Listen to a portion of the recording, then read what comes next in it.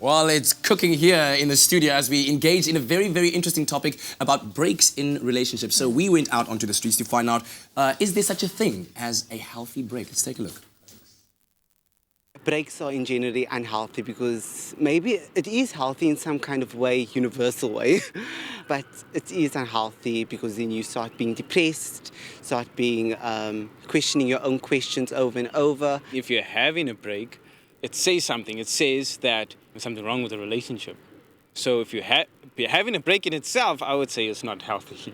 Nothing is healthy about stressing, and nothing is healthy about wanting to be with that special person and missing that person. There's nothing healthy about it, because what you're doing, you're only making yourself depressed by thinking too much. And what is it doing?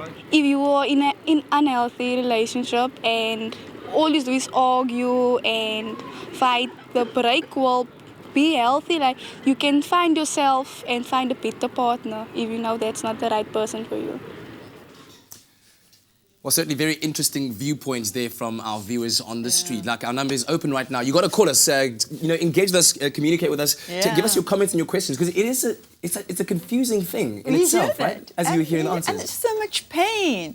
We are normally attached to people. Yeah. And we don't want to break that attachment. But as somebody said over here, if there's a break, that means, there is something which is not being worked out. So wait, when is it a break and when is it a breakup in the making?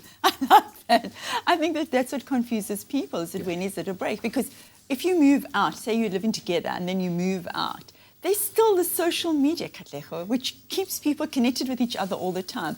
And the pain of seeing Facebook with all these new photos and Instagram, all the fun things that you're doing, it feels terrible. And then you start thinking, WhatsApping, I thought we were just having a break. That means that you still have to be faithful to me. Yeah. So, what are these rules that we are going to be, what are the restrictions we're putting on somebody? Now, I know that you said off the bat that you are opposed to the idea of breaks, but could a break possibly have a positive outcome?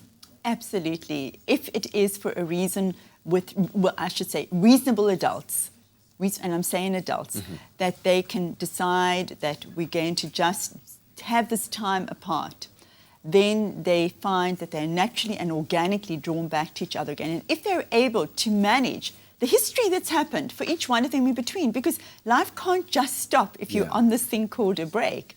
It is going to continue, and you will meet other people. And then how do you manage the jealousy, as you said earlier on? How do we manage this thing called jealousy? You have to be able to tolerate the fact you are not the one and only. You're never going to be the one and only.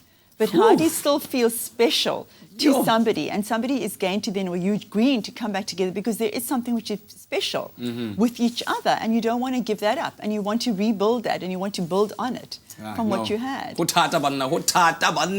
Our lines remain open, 08391 33728. We're talking about relationships and breaks with Dr. Eve right after the break.